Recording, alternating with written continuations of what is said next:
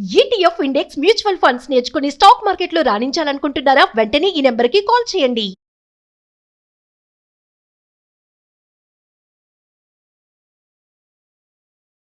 నమస్తే, welcome back to Suman TV. Present మనతో పాటు ఉన్నారు స్టాక్ మార్కెట్ అనలిస్ట్ సుందరరామరెడ్డి గారు. నమస్తే సార్. నమస్తే అండి. సార్, పెట్రోల్ డీజిల్లో ఇథనాయిల్ 20% తగ్గిన మ్యాండేటరీ చేశారు, తగ్గించారు 20%. అయినా కూడా ఈ పెట్రోల్ డీజిల్ ఎక్కడ రేట్స్ తగ్గడం అయితే కనిపించడం లేదు. ఎందుకంటారు? కారణాలు ఏంటి? బేసికల్గా ఇథనాల్ని డీజిల్లో కలపరండి, ఓన్లీ పెట్రోల్ని కలుపుతారు. అందుకని డీజిల్లో ఇండియాలో ట్రాన్స్పోర్టేషన్ అంటే నథింగ్ బట్ డీజిల్ ఎక్కువ అండి, పెట్రోల్ చాలా తక్కువ. అందుకని Indian total oil and gas మనం సెక్టర్ కనుక చూసుకుంటే ఒక్క డీజిల్ ఒకటే 40% దాకా ఉంటుంది. ఇండియా ఇంపోర్ట్స్ డీజిల్ 40% దాకా ఉంటుంది. అండ్ పెట్రోల్ హార్డ్లీ ఒక 17% ఉంటుంది. అంటే ఇండియాలో డీజిల్ డబుల్ ఉంటుంది కన్జంప్షన్ పెట్రోల్తో పోల్చుకుంటే. అంటే డీజిల్లో ఒక చుక్క కూడా ఇథనాల్ కలపరండి, ఒక డ్రాప్ కూడా కలపరు అనమాట. అందుకని ఇండియాలో మెజారిటీ ఇంజన్స్ అన్ని కూడా రన్ అవుతుంది డీజిల్ మీద అనుకోవాలా. అంటే కేవలం పెట్రోల్ అనేది ఒక 17% ఇండియా ఓవరాల్ పెట్రోకెమికల్ వాడేది. అందులో 20% వాడుతున్నారు. ఈ ఏప్రిల్ 1 నుంచి 20% ఇథనాల్ కలుపుతున్నారు.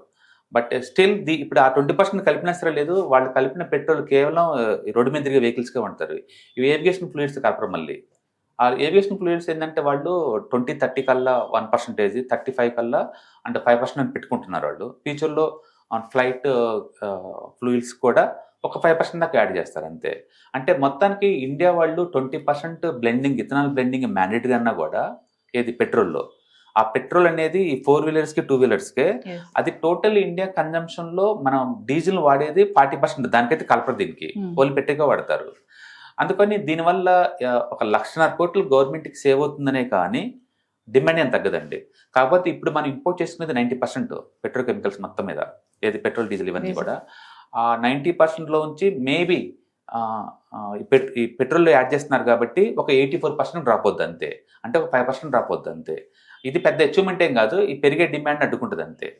మొత్తానికైతే గవర్నమెంట్ వాళ్ళు ఏం చేయాలంటే వాళ్ళు గవర్నమెంట్ గ్యాస్ తక్కువ వాడేలాగా ఎంకరేజ్ చేయాలి.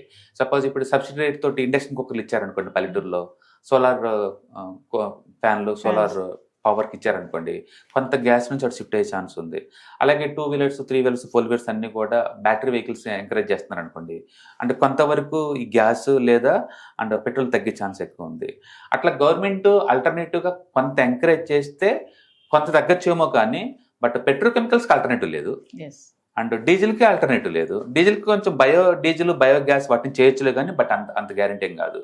అందుకని ఇండియా ఓవరాల్ ఇంపోర్ట్ 90%లో వీళ్ళు 20% పెట్రోల్ కలిపినా సరే స్టిల్ 84% ఇంపోర్ట్స్ మ్యాండేటరీ అవుతాయి, దానికి ఆల్టర్నేటివ్ లేదు ఇంకా.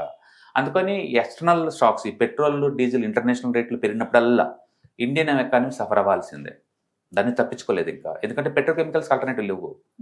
అండ్ ఫర్టిలైజర్స్ తయారు చేయాలంటే గ్యాస్ కావాలి, గ్యాస్కి ఆల్టర్నేటివ్ లేదు. ముందు రోజులు ఏంటంటే గ్రీన్ హైడ్రోజన్ తయారు చేస్తున్నారు. ఇట్ మే బి టేక్ కమర్షియల్గా ఒక 2 to 5 years పడుతుంది, 5 years దా పడుతుంది అది. అంటే కొంతవరకు సోలార్కల్ షిఫ్ట్ చేస్తుంటే కొంత తగ్గచ్చు, అంటే బ్యాటరీ వెహికల్స్ పెరిగే కొద్దీ కొంత తగ్గచ్చు. అట్లా లాంగ్ టర్మ్ పాయింట్ ఆఫ్లో మేబీ ఒక 5%, 10% తగ్గచ్చేమో కానీ పూర్తిగా ఆల్టర్నేటివ్ చేయలేవు.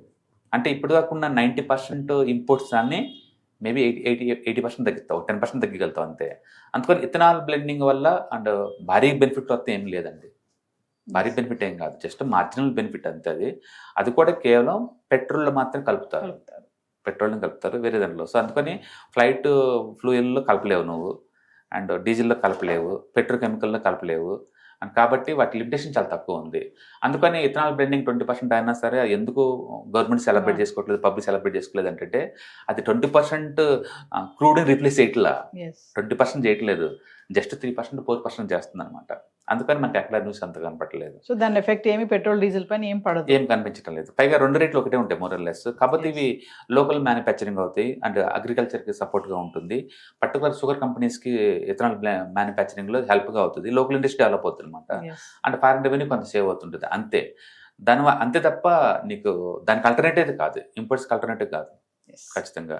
అందులో ఇండియాలో జనాభా ఎక్కువ కాబట్టి అండ్ ట్రాన్స్పోర్టేషన్, ప్రైవేట్ ట్రాన్స్పోర్టేషన్ చాలా ఎక్కువ కాబట్టి గ్రోయింగ్ నీడ్స్ చాలా ఎక్కువ అనమాట. బట్ గవర్నమెంట్ వీళ్ళని సక్సెస్ఫుల్గా ఏంటంటే కొంతవరకైనా అండ్ పవర్కి మూవ్ చేస్తే ఎలక్ట్రికల్ వెహికల్స్ మూవ్ చేసింది అనుకోండి ఎంతకంత తగ్గిద్ది అనమాట డిపెండెన్స్. బట్ ఏదైనా కానీ ఫ్యూచర్లో గ్రీన్ హైడ్రోజన్ బాగా డెవలప్ చేయాలి, అండ్ న్యూక్లియర్ పవర్ చాలా ఎక్కువ తీయాలి, అండ్ బ్యాటరీ స్టోరేజ్ పెంచాలి, కరెంటు ఉంది. రెండోది ఈ రాజస్థాన్ అక్కడ చాలా చోట్ల నుంచి సోలార్ పవర్ తయారవుతుంది, బట్ అక్కడ నుంచి ఇంకా పవర్ లైన్స్ వేయలేదు, ట్రాన్స్పోర్టేషన్ కూడా చాలా మిస్ అవుతుంది అనమాట ఆ ప్లేస్లో. అందుకని స్మార్ట్ మీటర్లు తగిలియటం ద్వారా కొంచెం కంట్రోల్ చేసేసు, అండ్ ట్రాన్స్పోర్టేషన్ పెంచడం, ట్రాన్స్మిషన్ పెంచడం ద్వారా అండ్ ఇన్ టైంలో ఉంటుంది, స్టోరేజ్ పెంచడం ద్వారా ఇది చేయొచ్చు, అండ్ సోలార్ ఎంకరేజ్ చేయడం ద్వారా కొంత తగ్గించుకుంటూ పోవచ్చు. ఏదైనా very long term planning. But డెఫినెట్గా ఈ ఎపిసోడ్ నుంచి గవర్నమెంట్ ఎంతకంత నేర్చుకుంటుంది, ఆ డిపెండెన్స్ తగ్గించుకుంటుంది, ఎస్ డిపెండెన్స్ ఖచ్చితంగా తగ్గించుకుంటూ ఉంటుంది. అండ్ అట్లీస్ట్ మనం ఏంటంటే లోకల్గా ఒక 20-30% డిపెండెన్స్ అని తగ్గింది అనుకోండి, ఇంత ఎఫెక్ట్ ఉండదు. మరి 90% అంటే చాలా ఇంత పెద్ద జనాభాకి. ఈవెన్ అంటే జపాన్ కూడా 95% డిపెండ్ అవుద్ది క్రూడ్ అండ్ ఆయిల్ మీద. బట్ జనాభా ఇంత లేదు కాబట్టి వాళ్ళు ఈజీగా మేనేజ్ చేయగలుగుతున్నారు. బట్ ఇండియా అలా కాదు, గ్రోయింగ్ నీడ్ చాలా ఎక్కువ, ఇండస్ట్రియల్ యూటిలిటీ చాలా ఎక్కువ. ఇప్పుడిప్పుడే మనం manufacturing make in India theme move అవుతున్నాం. ఈ టైంలో ఇలాంటి స్టాక్స్ వల్ల ఏంటంటే మళ్ళీ ఇనికిపోతాం 2 years అనమాట. అందుకని డెఫినెట్గా గవర్నమెంట్ వాళ్ళు దీనికి ఆల్టర్ ఏదో ఒకటి చూసుకోవాలి. బట్ మనకైతే స్టిల్ 80% ఇంపోర్ట్స్ మీద డిపెండ్ అవ్వాల్సింది లాంగ్ టర్మ్లో. Thank you. హాయ్, మీరు స్టాక్ మార్కెట్కి కొత్త, లేదా మీరు మార్కెట్లో ఉన్నా సరే మనీ మేక్ చేయడం టఫ్గా ఉందా? అండ్ స్టాక్ మార్కెట్లో ఎన్ని సంవత్సరాలు ఉన్నా సరే ఇంకా బ్రేకింగ్ ఏం రావట్లేదా? లేదా మీరు పెద్ద మొత్తంలో స్టాక్ మార్కెట్లో మెయింటైన్ చేయాలనుకున్నారా? మీ పొజిషన్ ఏదైనా అయి ఉండొచ్చు. స్టాక్ మార్కెట్లో కనుక లాంగ్ టర్మ్లో మనీ మేక్ చేసుకోవాలనుకుంటే షార్టెస్ట్ పాసిబుల్ వే అంటే ETFs, index funds, mutual funds ద్వారా లిటిల్ బిట్ ఈజీగా ఉంటుందన్నమాట. కాబట్టి మీకు ఎవరికైనా ఇంట్రెస్ట్ ఉందంటే ETFs, index funds and mutual funds నేర్చుకోవడానికి ఇది బెస్ట్ పాసిబుల్ వే ఏంటంటే ETFs, index funds and mutual fund course. ఇది ఎవ్రీ మంత్ వీకెండ్స్ లో సాటర్డే, సండే, మండే ఇలా 3 రోజుల్లో daily 2 hours, totally 6 hours programme ద్వారా నేర్పడుతుంది. ఇంట్రెస్ట్ ఉన్న పార్టిసిపెంట్స్ కింద స్క్రోల్ అవుతున్న నెంబర్స్ ని కాల్ చేయడం ద్వారా లేదా రిజిస్టర్ చేసుకోవడం ద్వారా మీ సీట్ ని బుక్ చేసుకోవచ్చు.